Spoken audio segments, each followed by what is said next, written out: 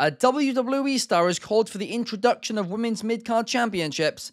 Two top AEW stars have teased their return, and Nigel McGuinness has revealed why he retired from in-ring competition. Welcome to Wrestling Republic News, your daily show which brings you all the non-dirt sheet wrestling news in the time that it takes for you to drink your morning coffee. Bianca Belair has called for the introduction of WWE Women's Mid-Card Championships. Now, this is something which a lot of fans have been calling for a long time now, with rightfully the conversation coming up about why the men's division has the Intercontinental Championship, the United States Championship, meanwhile the women's division doesn't have those championships. And of course, WWE's biggest competitor, All Elite Wrestling, do have a mid-card women's championship. And that's only added to people calling for WWE to finally introduce one. While being a guest on the Battlegrounds podcast, Bianca Belair spoke about this. She said that the women's division in WWE is so stacked right now, and everybody is fighting for a place on the card. She believes that a mid-card championship, the introduction of a mid-card championship,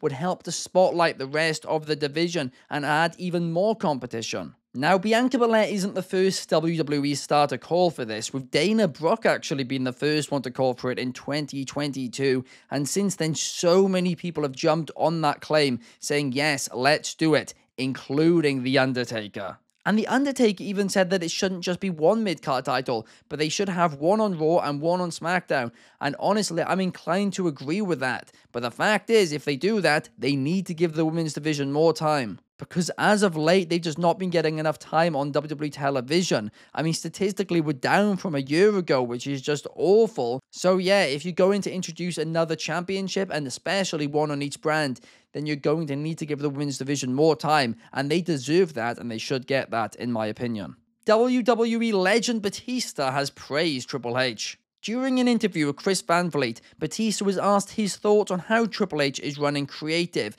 and especially how Drew McIntyre was allowed to film a movie while still being on screen. Batista said that he thinks Triple H has changed things a lot, and is a lot more open to talent doing things outside of the company. And he even said that if that was what it was when he was in the company, he's not even sure that he would have left WWE. Batista is always someone who's always advocated for WWE letting talents go and do things outside of the company, so then when they do return to the company, well, they're an even bigger star and they help WWE. But of course, for years, WWE didn't feel that way. But under Triple H, under Nick Khan, under TKO, it seems that things are changing. AEW stars Kota Ibushi and Kenny Omega are back in training. And not only that, they're also teasing their return. Both have been out of action in AEW for quite a while now, and it's really sucked, and I personally missed both of them. But Kota Ibushi took to Instagram yesterday to post a photo of both of them training in a wrestling ring and saying that they are far from done in All Elite Wrestling.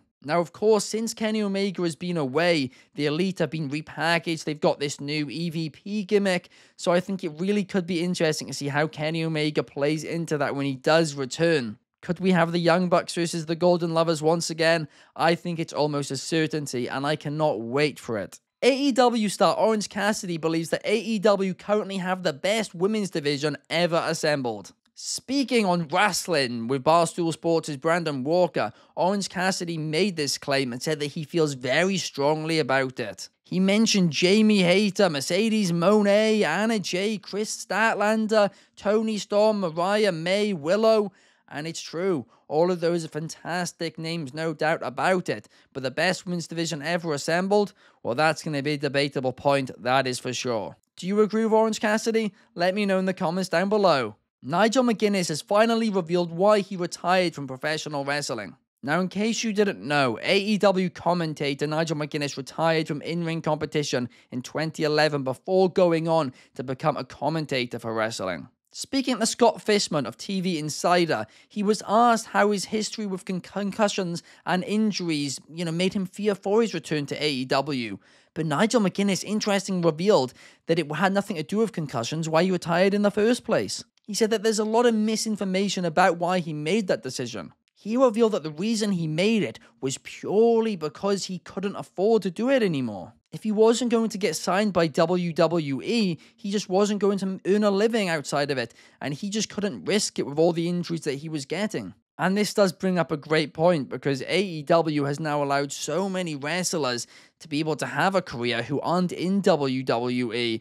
And this is why I always hate the tribalism. It really is, because let's face it, there's more jobs than ever in wrestling, and that is brilliant for the industry and brilliant for these wrestlers. I mean, he said he couldn't even afford health insurance back then. But Nigel McGuinness will be returning to the ring in singles action next week at AEW Dynamite Grand Slam, where he will be taking on Bryan Danielson. AJ Francis, formerly known as Top Dollar, believes WWE wasted an opportunity with Hit Row. During an interview with Straight Talk Wrestling, AJ Francis opened up about how Hit Row basically failed on WWE's main roster, and he made the point, well, look at what everybody who was in the faction is doing now. They are all killing it, from Swerve Strickland in AEW, to him in TNA, to Ashante the Adonis in NXT, and B-Fab on SmackDown. But very interestingly, he said he thinks it's only a matter of time before history corrects itself. And that line, it makes me think that he wants to reunite Hit Row in WWE.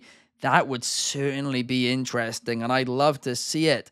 But I really cannot see Swerve Strickland ever leaving AEW, if I'm being honest. He has been used so well there, and he seems to be loving it. But who knows, because we could have said the same for multiple other names who have made the jump from WWE to AEW and vice versa.